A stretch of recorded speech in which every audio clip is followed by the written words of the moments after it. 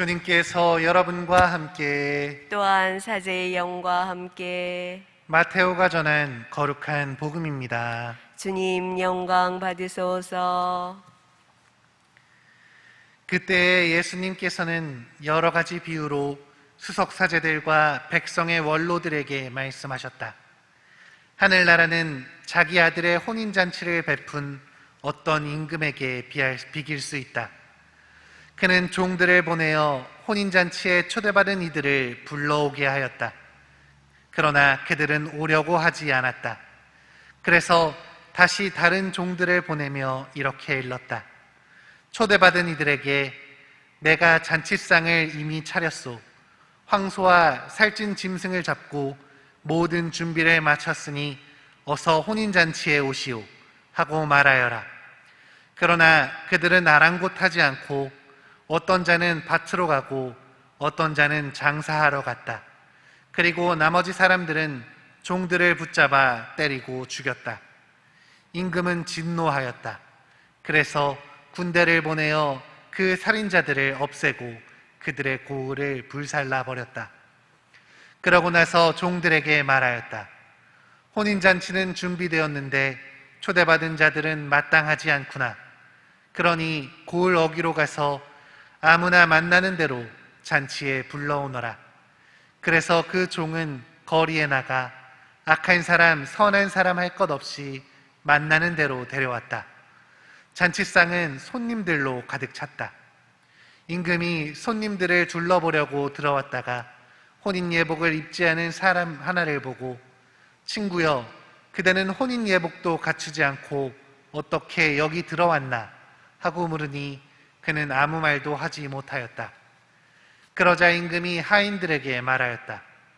이자의 손과 발을 묶어서 바깥 어둠 속으로 내던져 버려라. 거기에서 울며 이를 갈 것이다. 사실 부르심을 받은 이들은 많지만 선택된 이들은 적다. 주님의 말씀입니다. 그리스도님 찬미합니다.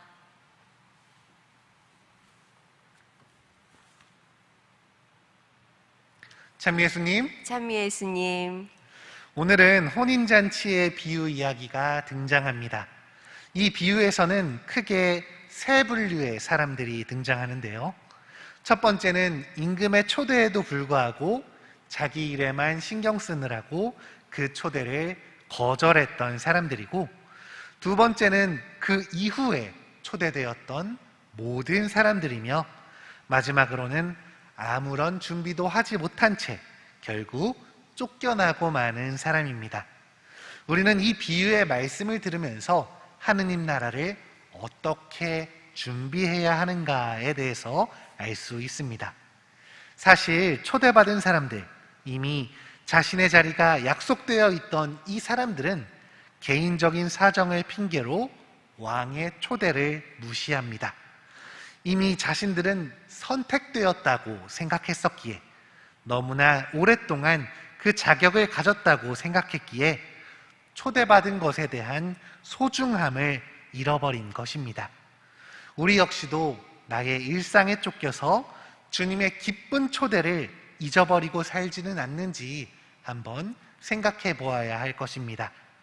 신앙생활을 통해 우리는 점차 무뎌지는 것이 아니라 계속해서 쇄신할 수 있도록, 새로운 희망과 기쁨을 발견할 수 있도록 끊임없이 노력해야 하는 것이죠. 모든 것이 준비되어 있음에도 손님이 없자 왕은 모든 사람을 초대합니다. 선인과 악인을 구별하지 않고 마주치는 모두를 기쁨의 잔치에 초대하였습니다. 자신의 기쁨을 나누고자 했던 아들의 잔치, 그 잔치의 기쁨을 함께 나누고자 했던 왕처럼 하느님께서도 당신의 충만한 기쁨을 우리와 함께 나누고 싶어 하십니다. 자격에 상관없이 모든 일을 당신 품으로 부르고 계십니다.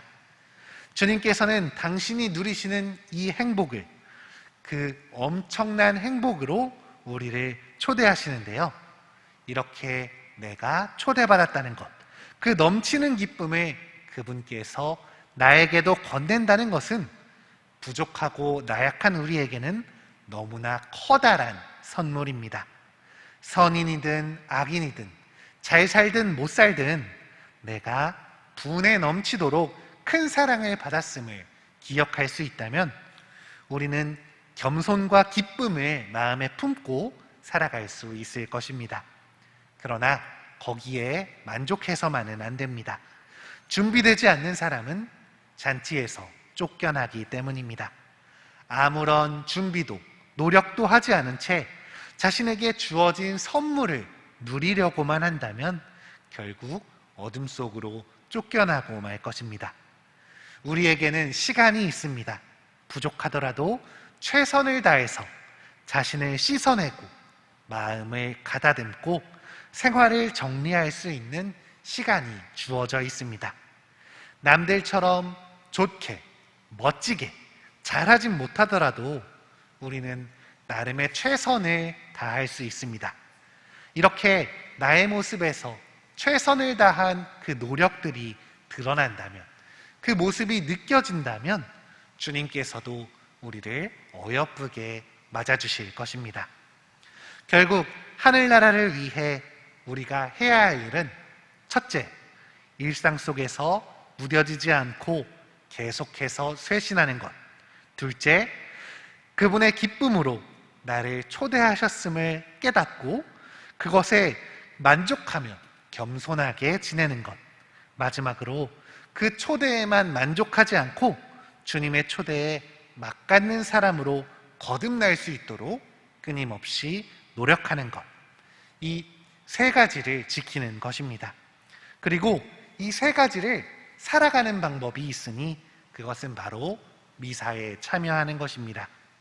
가장 완전한 기도이자 완벽한 잔치, 온전한 천상의 잔치인 이 미사를 통해 우리는 스스로 쇄신할 수 있는 힘을 주님의 은총으로 얻게 됩니다.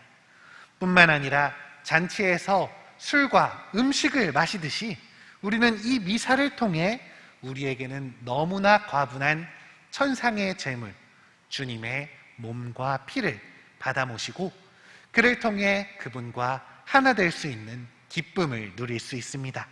그 안에서 우리는 겸손과 사랑을 살아갈 수 있는 것입니다.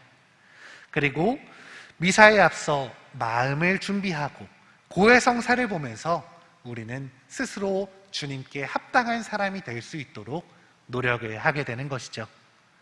지금은 비록 우리가 온라인 미사밖에 드리지 못하지만 다시 대면 미사가 시작되면 고해성사를 보고 공동체와 함께 성체를 모시며 하늘나라를 온전히 준비할 수 있을 것입니다. 그 기쁨을 놓치지 않도록 우리 모두가 미사의 소중함과 행복을 온전히 누릴 수 있도록 이 어려운 시기가 잘 지나가기를, 코로나가 빨리 종식되기를 함께 기도해 주셨으면 합니다. 이 기도를 통해 우리가 언젠가 다시 대면 미사를 하면서 주님의 기쁨 안에 머무르면서 그 천상의 잔치에 참여하면서 하늘나라를 미리 맛볼 수 있는 시간을 가지길 함께 기도합시다.